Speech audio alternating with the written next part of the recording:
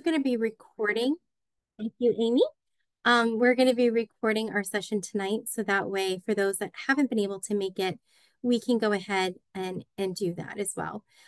Couple other things, and I'm going to put in the chat box in a second, is we have on, I'm going to bring it up so I can get all the information right.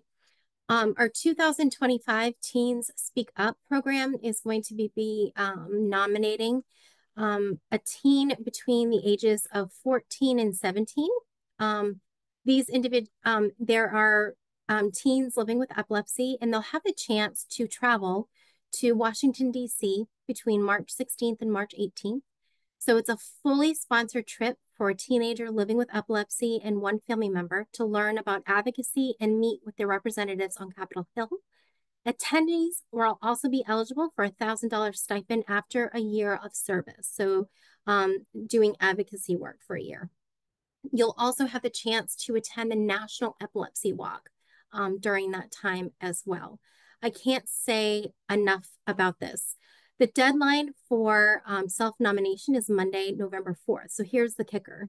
I will be putting the flyer in the chat box so that you guys can see. We ask that the kiddos nominate themselves. So there is an application. You can definitely help them with the application. But there's some questions to be asked. But please, if you have a teen who you think would be, and I have been several times to Speak Up, Speak Out. And my daughter, Delia, actually went and was an attendee. And it was an amazing experience because you get to meet other teens from all over the country that have epilepsy. And they do some really cool, fun things. Then on the last day, you have a chance to walk onto the Capitol and up to your state representatives. So your senators, your state reps, and talk about increasing funding for epilepsy research, about telling your story. So as a teen, being able to tell your story to people that might be able to help change things, be able to increase research funding is huge. So it's an amazing experience. So please, if you are a teen and you're with your mom right now or dad or a guardian listening to tonight's webinar, we urge you to take a look at it and apply because we would love to have some of our teens be able to go for that. So I will put that in the chat tonight for all of you. So I would like to go ahead now and introduce our tonight's speaker. Tonight we have from Boston Children's Hospital, Dr. Melissa Tsuboyama, and we are so excited to have her tonight with us. This is her first time doing a webinar, I think, with us, right, with EFNE? But we are so happy to have her with us talking about pediatric epilepsy surgery. Again, she is with Boston Children's Hospital. She is a resident in child neurology at the University of Rochester Medical Center in Rochester, New York. That's where she did her residency.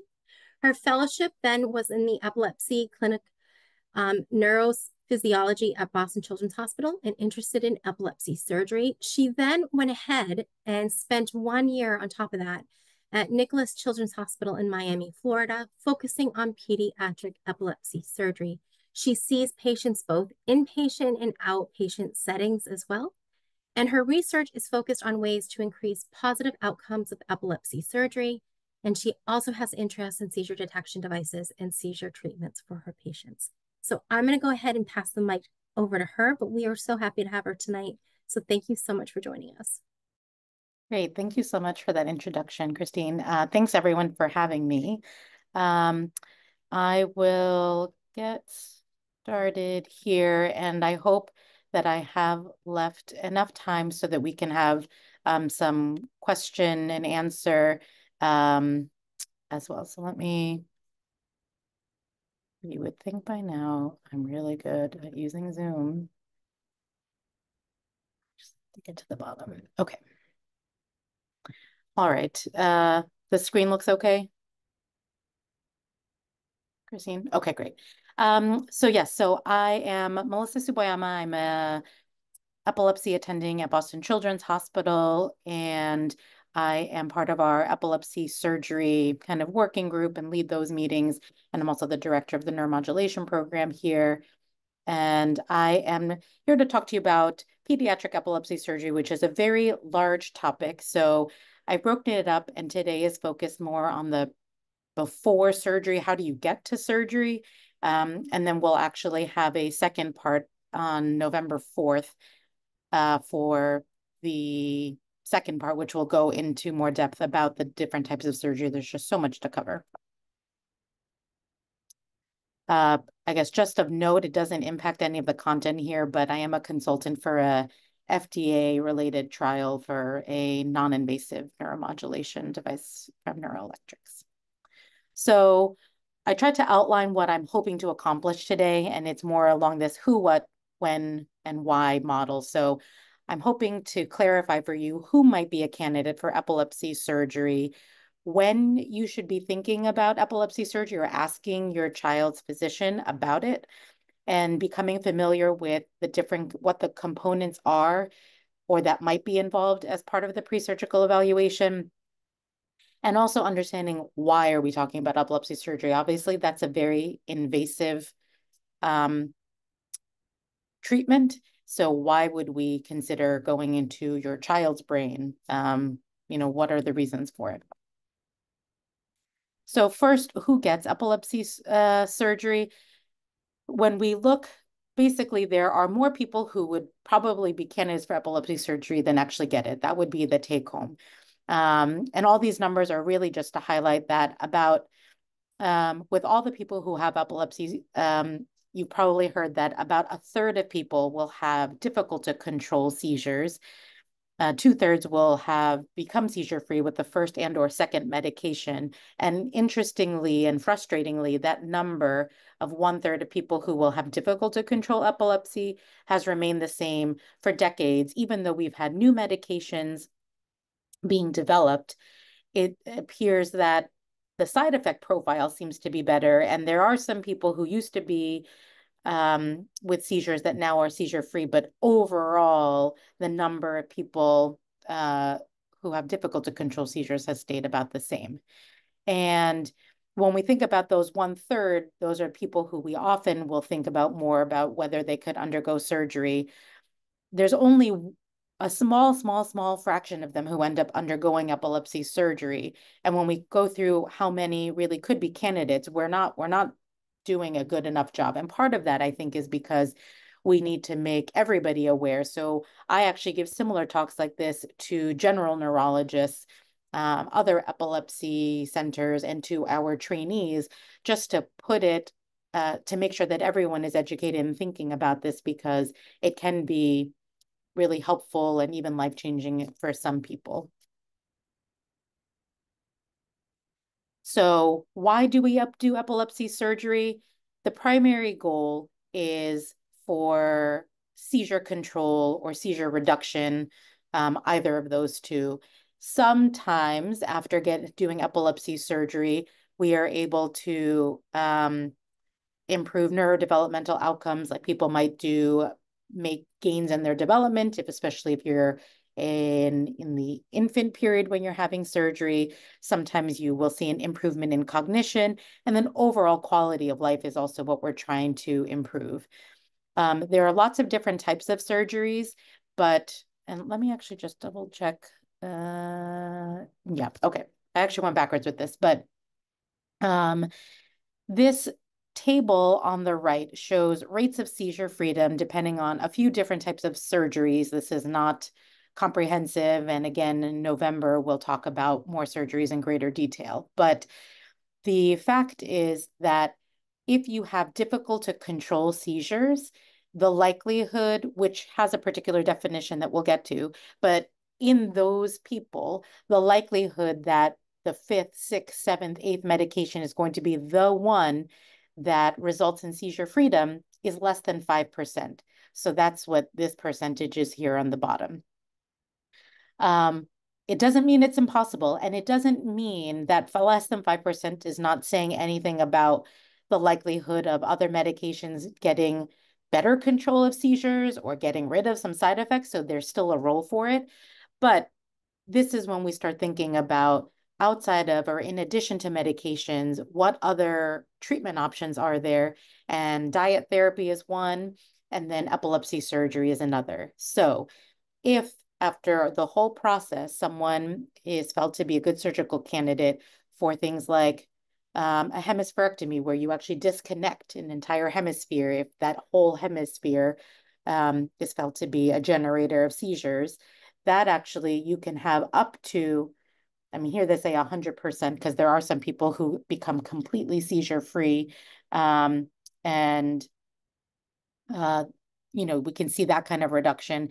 Then there's other ones, but the main point of this is even when you're at the 50%, and sorry, this isn't percent of patients who are seizure free, but the percent of seizures freedom, like how many less seizures they have.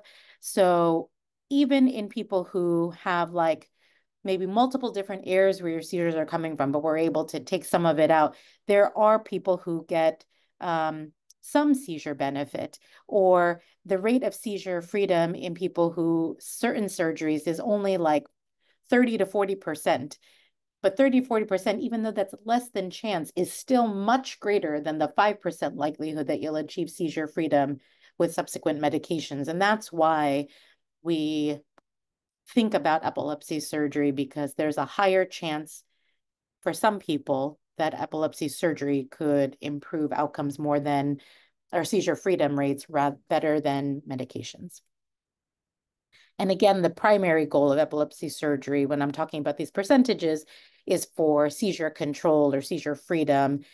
Extra benefits that sometimes can happen, but it's harder to predict, are these secondary things I've listed.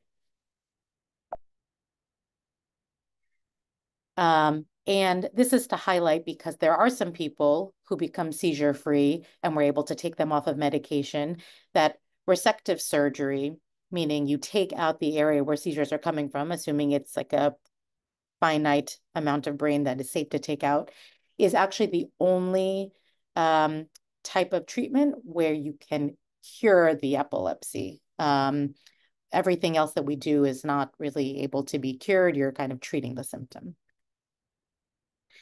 So when should we be thinking about epilepsy surgery and undergoing an evaluation to see if your child is a candidate? If you have refractory epilepsy, and I've mentioned that word, that terminology before, and it specifically refers to people who who continue to have seizures, whether it's every day or once a year, whatever it is, but you're not seizure free, and you've tried 2 or 3 appropriate medications at appropriate doses. So if you have tried 3 medications, but you stopped all of them because, or your child had to stop them because of side effects, that doesn't count towards these. You have to have like really tried the medication at its full potential and you're still not able to gain seizure freedom. That means you're in that 1/3 of people with refractory epilepsy. You should definitely be already referred to a center that can do, that has expertise in epilepsy surgery to see if your child is a candidate. If your child has seizures that are associated with developmental arrest or regression, infantile spasms is a big one that we think about that. That would be another reason, because there are some cases, or there are some people who have tuberous sclerosis and their seizures in the beginning of life, if they're difficult to control in the first few months, by being able to give a reprieve from seizures during a period of time, especially there's actually some papers of that in tuberous sclerosis, has been able to help them make developmental gains, even if that seizure freedom is transient and then they develop a new seizure type in tuberous sclerosis, for example.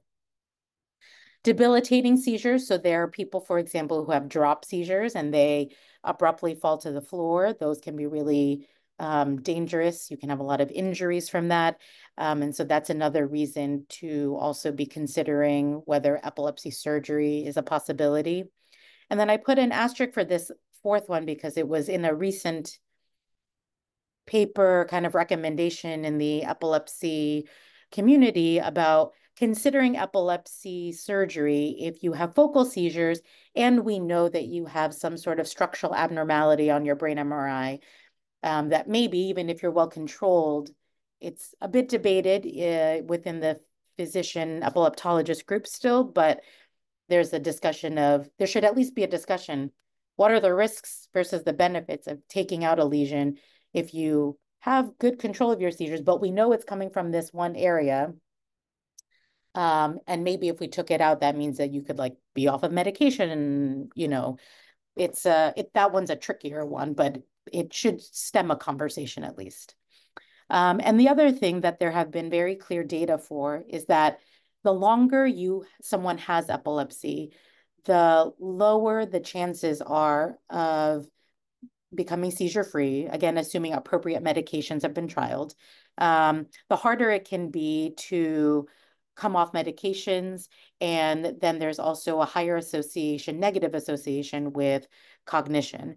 Now, of course, so the reason for pointing this out, I think, is that if there is anything that we can do to try to reduce the seizures, or we can get seizure freedom, the sooner we can do that, the better. And I'm not talking about on the order of days to months, because we all know the medical system is a very complex one to navigate. There's waits for everything.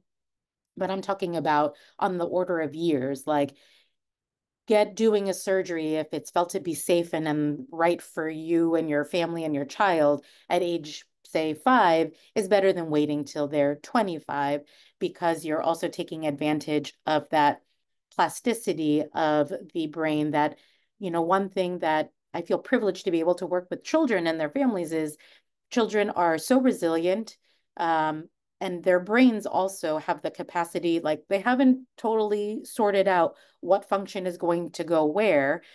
And so there's a better ability for them to recover and rewire things, hopefully in an advantageous way. So the sooner we take action, the better. Then what might a pre-surgical evaluation consist of? There are a couple of things that are basically mandatory according to the guidelines that we have to work under. And then there are some things that may or may not be done, and it depends on each person's situation. But in clinic visits, I always like to think of it and explain to families, when I'm thinking of whether someone might be an epilepsy surgery candidate, we think about two categories of things we have to answer. One is, can we figure out where the seizures are coming from? That's the seizure onset zone or the epileptogenic zone. And there's tests for that. And then once we have sorted that out, we have to figure out, well, how is the brain organized? Because the goal of any treatment, whether it's medication, diet therapy, surgery, is to try to make your child's life better, not replace one problem with another. And so we want to figure out not only where the seizures are coming from, but we want to make sure that it'd be safe to take out, or what are the risks, so eyes wide open going into it, what are the possible risks. And so there's a lot of other testing that we do to try to figure out how the brain is organized in terms of its function. So we're going to start here with, how do we figure out where seizures are coming from, or to the best of our ability? You always have to have some EEGs. I don't find that to be a problem in terms of most people with epilepsy will have numerous EEGs or multiple EEGs. You definitely need an EEG that will capture the awake and asleep state, which sometimes will require your child going into the hospital, because doing the one in a room for an hour or even a couple of hours, they may not fall asleep during that time. And it's strongly recommended. And again, it depends on each situation, but the vast majority of cases, we're going to want to do video EEG where we capture seizures. Now, if your child has numerous seizures per day, maybe that could be done in a 24-hour study or something like that, because again, we do want to capture some sleep. There are some people, or many people, whose seizures occur,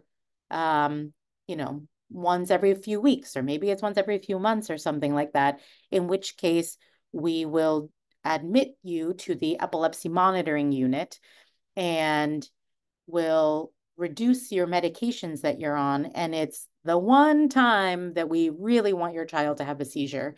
And sometimes it's multiple seizures. The reason for that is because we're trying to capture where in the brain, or general regions of the brain, the seizure is coming from. Here's an EEG example of a person who was admitted for an to the epilepsy monitoring unit. We had to wean medications, and you can see that we captured a seizure, and we can see that it's coming from the right frontal-ish part of the brain, either the front part of the temporal lobe or the frontal lobe.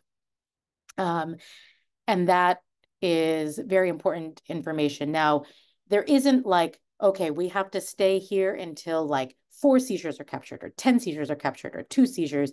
It really depends on what your seizures look like, what your other information is, and how the seizure looks when you capture it, because what we're trying to do is make sure we're like crossing our T's and dotting our I's and doing that like 5 times over. You want to make sure that we've captured typical seizures, just like what you are seeing at home.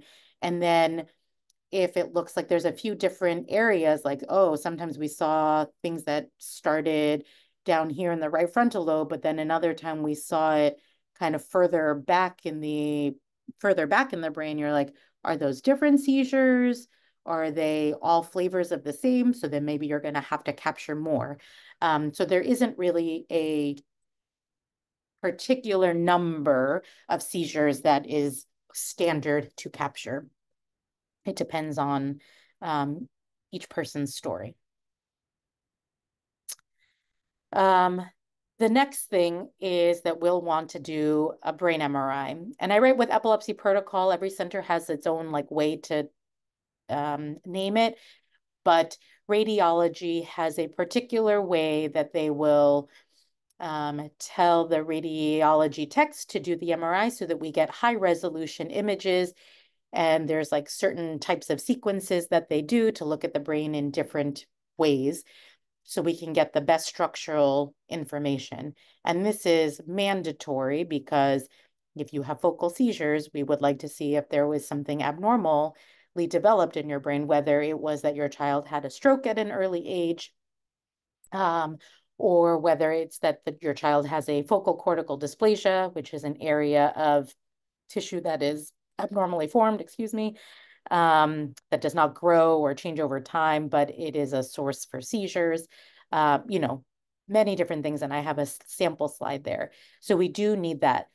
Oftentimes, if your child presents with a focal seizure at the beginning, they might have gotten a brain MRI and they're like, okay, it looks pretty good. That is very common because the initial MRI, you're like screening for, is your child having a stroke? Did your child have a bleed in their brain? Does your child have a tumor? And those things are usually a bit more are easier to see on imaging, and you don't need high resolution. But when we're getting to difficult to control seizures that are focal and we didn't see anything initially, that's why we need these higher resolution images, because sometimes we can see subtler things with the higher resolution. So it's not like, oh, I went to a bad place because the initial MRI they said was normal and now they're telling me it's abnormal. It's really difficult to see some of these subtleties. And it also depends on how good of a scan, the quality of the scan is.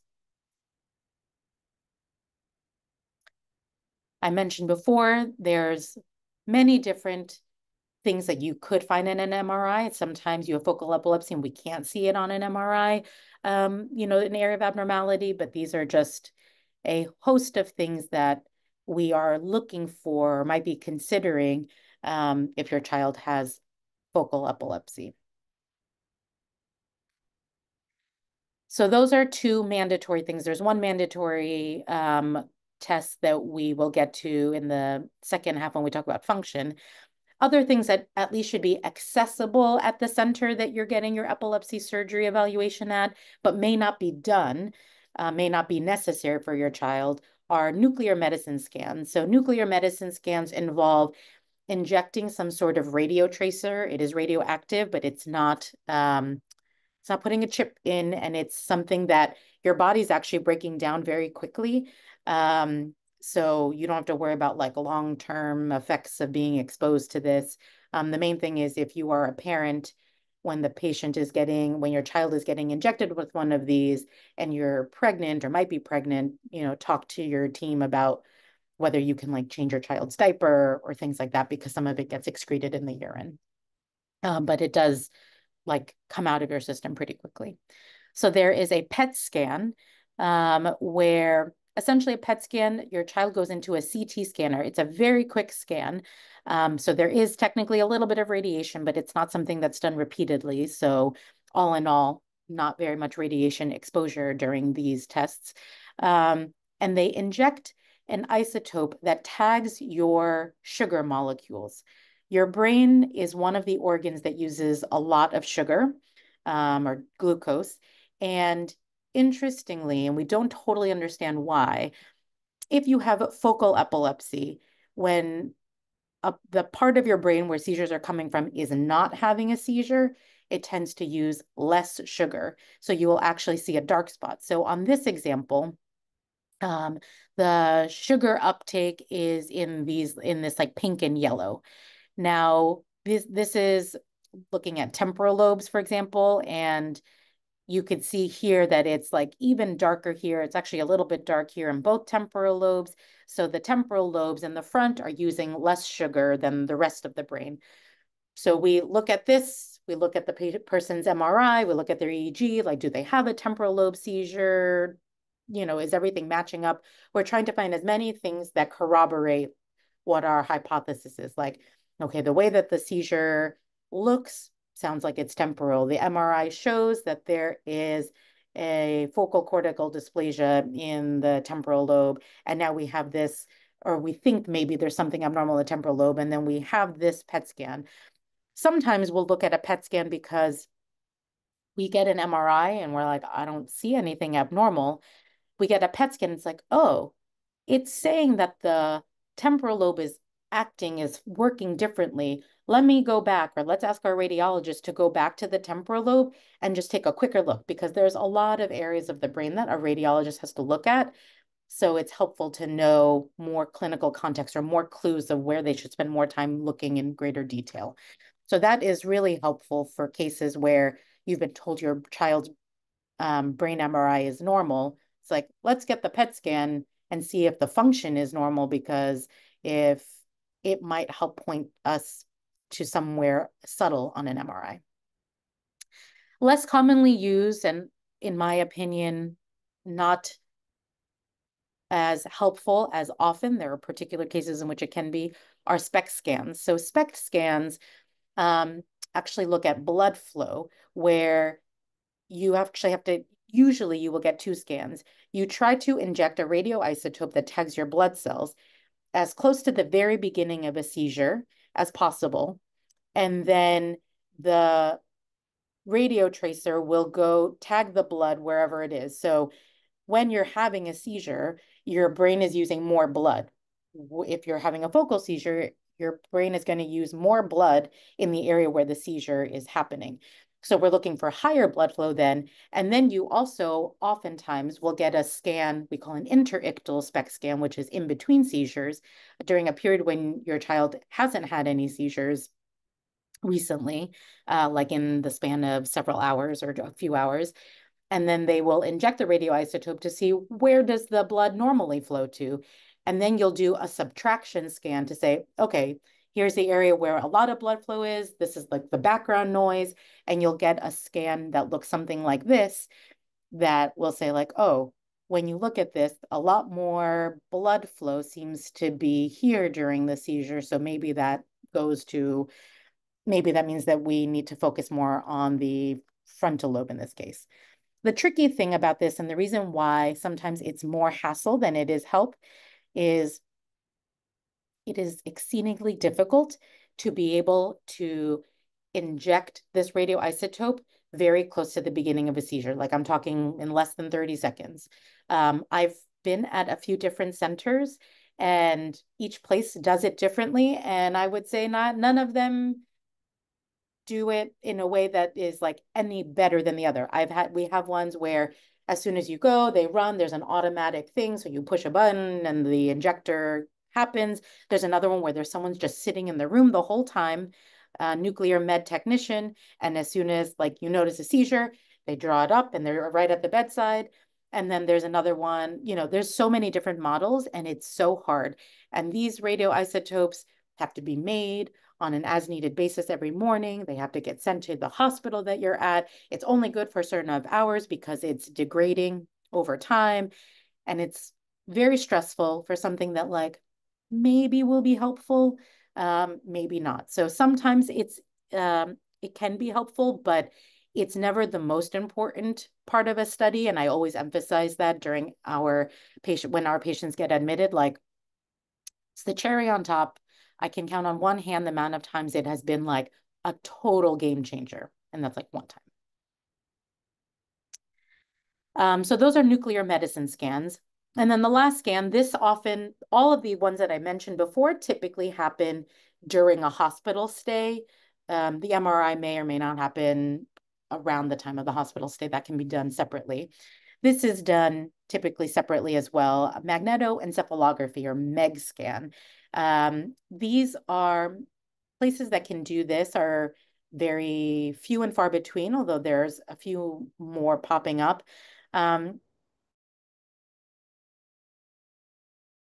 You sit in a helmet that has a bunch of sensors, and usually you also have a cap that has EEG on it.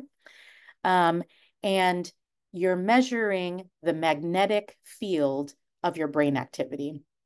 So it is not a magnet. It is not the same as an MRI, but it's measuring the magnetism within your brain. And it's looking at the areas in between seizures, typically, of where those areas of irritability are to try to get better resolution of where the abnormalities are. Because an EEG will tell you the function of a brain, but it tells you general regions. Like it'll be like in the frontotemporal, or in the back area. An MRI will tell you like, this is where the abnormality is, but it's only structural. It's not how the brain functions. So the MEG is sort of an attempt to try to combine the functionality of the brain with the resolution of what an MRI might do. And so sometimes that can be helpful. Okay, so those were all of the tests that were to talk about how we localize the seizure onset zone, figure out where a seizure is coming from. Some of them may not apply for every child. Then the next part, a lot of this happens outside of the hospital, is figuring out what I write localized eloquent cortex is. Eloquent cortex is like your speaking abilities, like your language function, your ability to use your hands, like your motor function, sometimes your memory function, because these are areas that obviously we don't want to take a part of your brain out that is going to leave your child unable to speak. If they can speak already, that would not be improving their quality of life. So trying to get that information. So the first one of the scans that we might use or test is called a functional MRI. So you do sit in something that's like an MRI scanner, and they will give you a task, the person running the test. So they'll have your child, there will be a screen, or they will tell you the directions if your child isn't able to read, and say like, tap your right hand and you do this. And then they'll say like, listen to this story, or like, name all of these objects in your head. And what it's doing during those tasks is picking up where the blood flow or blood flow changes are occurring maximally during each of those tasks, so that you end up with pictures like this. So on the right-hand side, this is a set of images that come from somebody who was moving their right hand, their right like fingers, and looking at, oh, the signal was greatest. The yellow is like the hot spot. Red is like also activated. And it's over this part of the left brain, because the right body is controlled by the left brain in most cases. And you can see here with pretty good resolution where that function is. Then in some cases, we're also able to pick up language function, like I mentioned before. And so here on the left side is a picture of this yellow spot. This one is actually where the hearing or auditory center is, and right behind it is where receptive language is, which is your ability to understand what's being said to you. And in this person, the left brain seems to be doing more of that, because the right brain doesn't really have that area light up much. Then this area up here is actually, and this is the back part of the temporal lobe. Up here, this is the bottom part of the frontal lobe.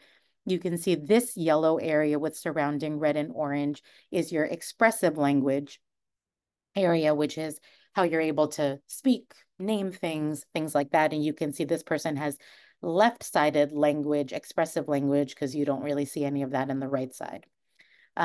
This on the bottom is just some tracks that help it bring information from one place to another that we can also visualize with fMRI.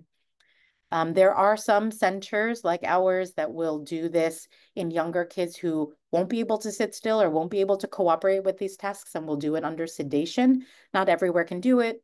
Some people feel like sedated scans are not as accurate. We have found ours to be pretty reliable. And in those cases, somebody will go there and like move your hand, and we have to know how to interpret with that subtlety of the fact that your child was sedated.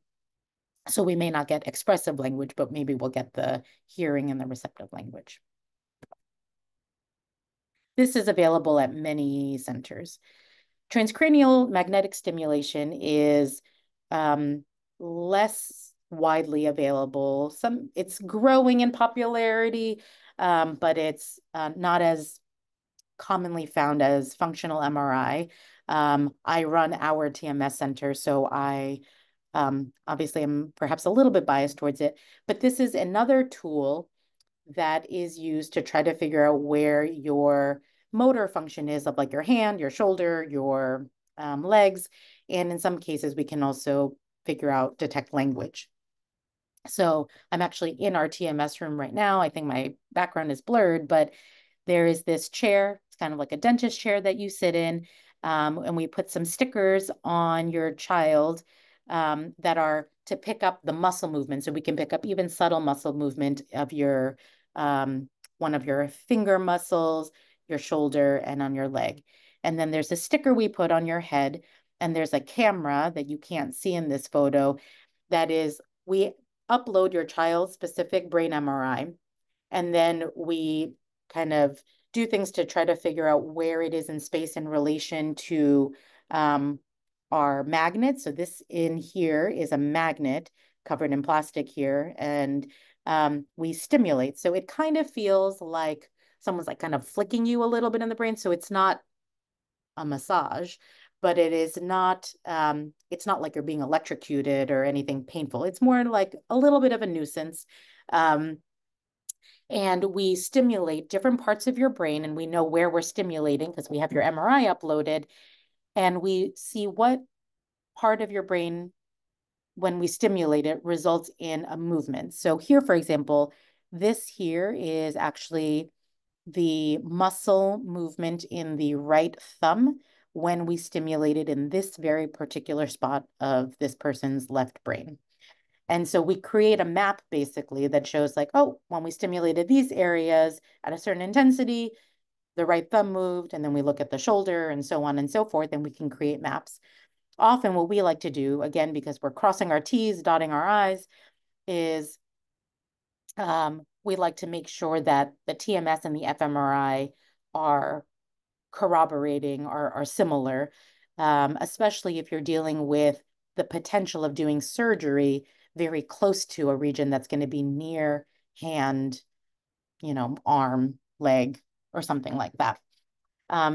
It is something that we can do in children. We don't sedate anybody for it. It's more flexible, so we can take breaks. You can get out of the chair. You have to keep the stickers on you, but we can like disconnect you from things so people can take a break if they need, and we can come back and do it. So it can take a few hours depending on how many breaks that you need.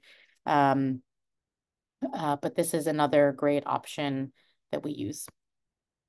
And then the other part that is mandatory is neuropsychological evaluation. You meet with a neuropsychologist who does a battery of tests. They also talk with you about the history, and they're trying to understand what kind of ways your child learns and thinks and processes information, different from what you might do with the school evaluation or with any other neuropsychological evaluation that's not specifically for pre-surgical evaluation. Is they look at your profile and they're like, oh, based on this, it looks like your child's left brain, like temporal lobe systems seem like they are weaker. And we're like, oh, well, that actually matches with the fact that we think that they have a left temporal lobe epilepsy. And it can corroborate that localization information. And it can also help us with understanding like, oh, your child is functioning at this level. If we do surgery in this area, that might put them at greater risk of more learning difficulties, da da da da da.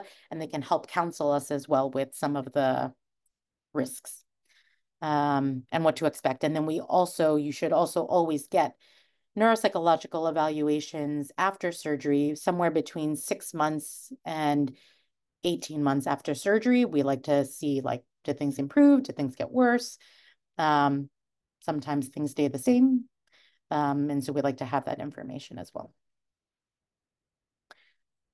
So, million possible tests that might be applicable for your child, at least 3 that are mandatory: the EEG, the brain MRI, and the neuropsychological evaluation.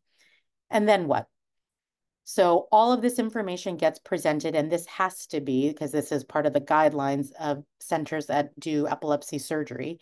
We have a multidisciplinary conference where many people are at: the neurosurgeons, the radiologists, the neuropsychologists, like everybody that you've met along the way to do these tests are at this conference. And we discuss each person and come up as a group with what we think is the most reasonable, optimal option. And we have to have a consensus about this. Then your child's epilepsy doctor will reach out to you and talk to you about the results of that conference. You can meet with the neurosurgeon. If you're like curious to learn more, you think you might want to go for surgery. If you're like absolutely not, then I guess you wouldn't. And then if you're in agreement, then you schedule the surgery, because the surgery scheduling is all through neurosurgery.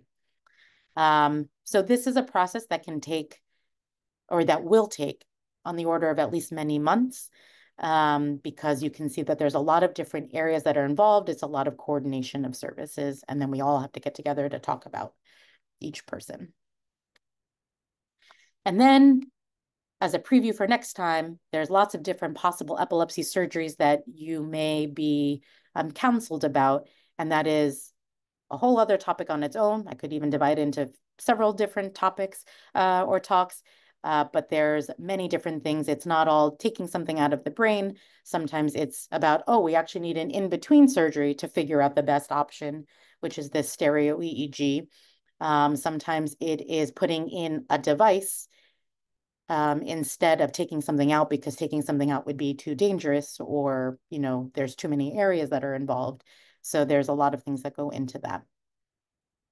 And that is a segue into what we will have. I said 7 p.m. because but I'm not actually totally sure about that time, for part 2, where we'll talk about the different types of epilepsy surgery as well.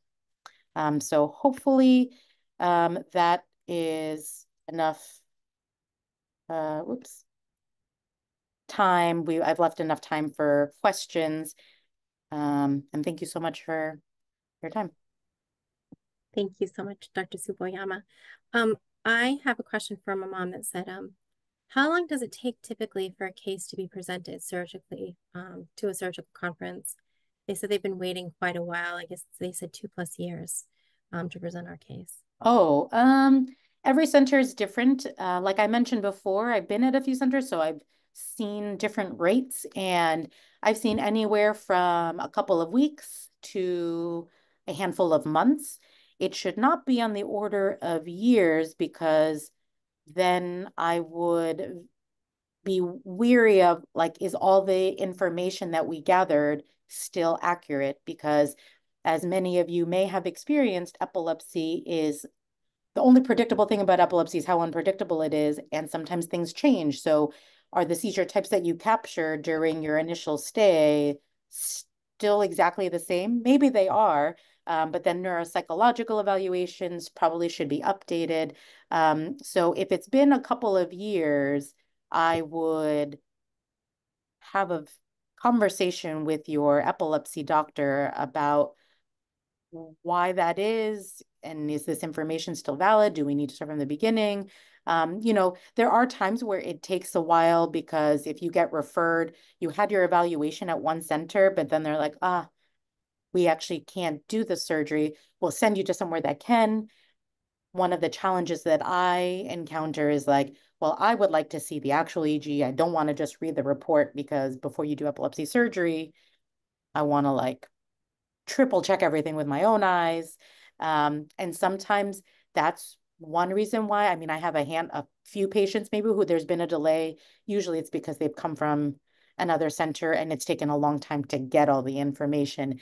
In those cases, though, it's important to make sure that the information that was captured is still up to date. Like if the seizures look at all different, we might have to redo this. And sometimes I've had to do that even with people who we were like about to do surgery, but then life things happen and we've had to postpone it.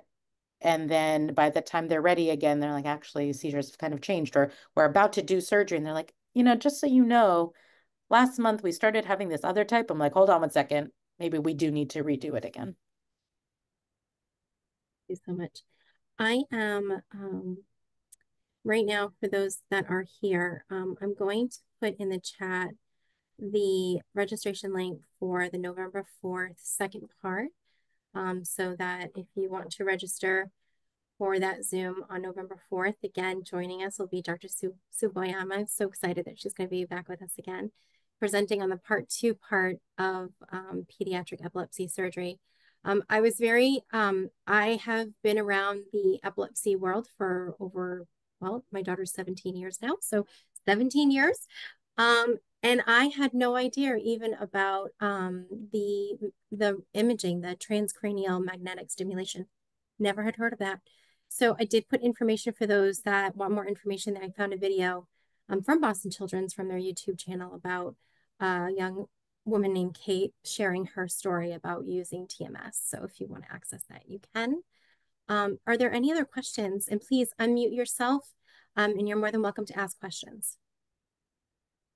And one thing, just also a note about that YouTube video. So Kate, we use TMS in her in a different way, in a treatment way, which is, again, a whole other kind of talk, but it's not a FDA approved. So it's a little bit different than the pre-surgical mapping way that I was referring to.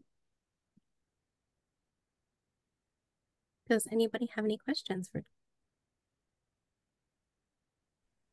I got a question if nobody else has one. Oh, please do. What are maybe a couple of case studies where we've gone through this whole journey, or somebody would have gone through this whole journey and then decided, surgery, any of those kinds of surgeries is not right. And maybe if you could even speak like holistically to like why the decision was made. Yeah, it's such an individual thing that I'm not familiar with any studies that look at how often people decide not to go through with it after going through all of the testing. I can only speak anecdotally. So a few circumstances. One is there is an understandable fear of like the complications. Like brain surgery seems like a pretty intense thing to do. And there's just some fear about that, which I totally understand. They're like, I just can't stomach that. And I find many of those families end up, though, still considering something like neuromodulation, like VNS, where it's not brain surgery, it's putting a stimulator, in the neck with a generator in the chest, or maybe just continue with medication. Other times have been where it's actually a repeat surgery. So there are times where we do more than one surgery in somebody who's had epilepsy surgery, either because we can't figure, there seems to be like a new area that's involved, or maybe we realize, oh, we didn't take out the full extent of it. And they're like, this was a lot to go through. It was really stressful, and I don't know that I can do this again. And then there are some people who say the a chance of like 50% or something of being seizure free is not good enough for me to try to put my child at risk for this. I'm not ready for that. The I don't know if it's a good thing, but an important factor is that it's not like it's now or never. It's always better to do sooner than later. But say it's like, I'm not ready now. And this does happen. They're like, I wasn't ready for it, but wow, we've really been struggling, or I've had some other people who have spoken to me about positive experiences or something like that, and they decide they want to come back, it's not like, well, you said in 2020 you didn't want to do it, therefore we're not considering you again. It's like medicine, it's a moving target. So what you might feel today, you might not feel in a couple years. And the other thing that we're always keeping an eye on are new technologies. So for example, there is this thing that I briefly mentioned, stereo EEG, where we put electrodes into the brain and then record. It's like an intermediary. So it's not a treatment, but it's further investigation if we need more detail about where seizures are coming from.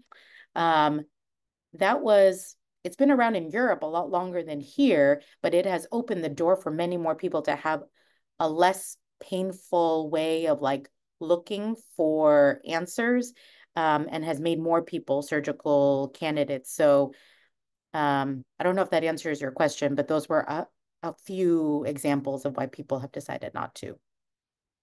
Anecdotal is great. It's always great to hear stories. So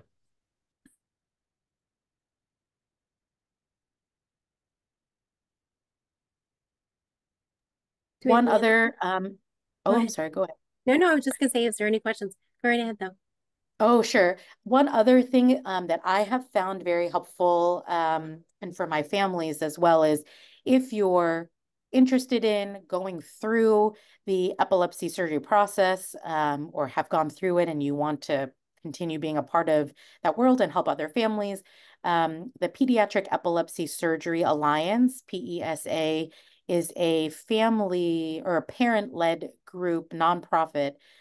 Everybody who works in that organization, I believe, definitely some of the people who head it, are all parents of children who have undergone epilepsy surgery. They also, similar to the Epilepsy Foundation of New England, they have educators, so parents who have gotten training and can talk to you about these things. They also have webinars. They have a really good website that has some of the information, maybe a little bit more than some other Google searches. Um, that would, oh, yes, Audrey Vernick is here. So maybe she can tell you a little bit more, but I can't recommend that enough for anybody who's going through or entering the epilepsy surgery arena. Audrey, I don't know if you have anything else you want to add. Please do, Audrey. Yeah, hi everyone. Sorry, I just dropped. I always, whenever I see a talk on pediatric epilepsy surgery, I like to pop in and listen and just see what's being said. And I have to say that was one of the best overview presentations I've ever seen about epilepsy surgery. So thank you very much. I think you did a great job in an hour of just really summarizing it. I'm the parent to a young man. He's now 20. He had a stroke in utero and infantile spasms, and he had which is a catastrophic form of epilepsy. He was seizing for over 2.5 years, 200 to 300 seizures a day. And when he was 2.5, he had a hemispherectomy, and he's been seizure-free since the morning of surgery. Not every outcome is the same. So I've been working with the Pediatric Epilepsy Surgery Alliance for about 9 years. And as Dr. Tsuboyama said, we support families in the decision-making process. We have trained parent supporters. We have a great series on our YouTube channel called Let's Talk About Epilepsy Surgery. And it sounds like we have to get you to do one for us because you're such a great speaker. And we have trained parent supporters that can speak to you about, where you have the same surgery that your child's being considered for, is the same age or has the same underlying condition. And we have representatives that speak about 6 or 8 languages now. So yeah, so thanks for the shout out. Thanks for what you do. It's like fantastic. Thank you. Thank you so much. We had the lovely Amy, actually, who's my co-partner. She actually attended the conference that you guys had right in Boston. Oh, So she was excited wonderful. to be there. So we were so happy to be a part of that. So thank you so Yeah, much. I'm sorry I didn't get to meet you. I was running around like a chicken with my head cut off, but yeah. That's okay, especially when the alarm went off, right? Yeah, that was fun. You were in the room for that. Yeah, the building alarm went off and people were like, "My kids are in kid camp. What do I do?" And yeah, that was a panic moment for sure. So Awesome. Well, thank you so much, Audrey. I so appreciate it. Resources like these are crucial and critical to the parents. I know as a parent with a child with epilepsy, how important these resources are and how important it is for us nonprofits to join together. So thank you so much, Audrey. I so appreciate you for sharing that and being a part of that. I so appreciate it. I want to say thank you for everybody. We are at 7:58 and I want to be respectful of time. I am going to send out, I'm going to actually put in the chat right now so that if you could please, before you leave tonight, just click on it really quickly so it does open for you. Do a quick survey on tonight's webinar. It helps drive what we do to make sure we're hitting the nail on the head, or if we're way off from ballpark and saying, okay, this is not a topic that we really want to hear about more of, but it just helps drive what we do to do better. So please be honest on those surveys, because that's how we can do better and help and know that we're doing the best we can to help all of you. So next week, if you join us, I'm going to go ahead and quickly share my screen so that you guys can see it. I hope that you have a chance to go to our events page and take a look. All of our webinars are listed that we have coming up. So we have a lot of different ones coming up. Next week, we have on October 23rd, we have Dr. George Culler as we discuss SUDEP, so that's sudden unexpected death in epilepsy. And also, which is so important, is how do we lower the risk of SUDEP? And that's the biggest thing. And that's what we'll be talking about a lot of. What can you do to lower your risk? What can you do as a parent to help lower your risk for your child? So again, talking about all that. So please visit our website at epilepsynewengland.org/events, and you can go ahead and see all of the wonderful things that we're doing. We're also going to be having seizure first aid trainings coming up as well. So please join us for those. Then we also have, after SUDEP, we go right into our next topic is going to be having back with, it's not posted yet because we just got it together, Dr. Tsuboyama on the second part of pediatric epilepsy, so epilepsy surgery. So thank you so much again. So I want to thank all of us for being here tonight. Thanks again for this lovely webinar. And I look forward to hopefully seeing all of you next week. And again, I want to say a huge thank you for Dr.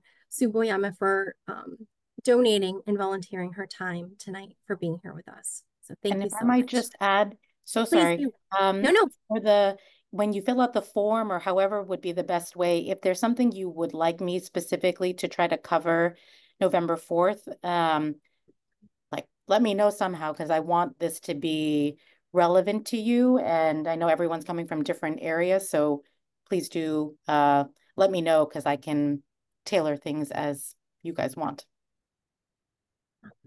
That's all. Thank you. Thank you so much. You have been one of our really great presenters. So thank you so much. It has been lovely having you. I want to wish everybody a lovely night. Tomorrow you will get a recording of tonight's informational session, our webinar. There'll also be other pieces added to that, informational pieces, other events coming up. So be on the lookout for that tomorrow. Have a lovely night, everybody, and see you soon.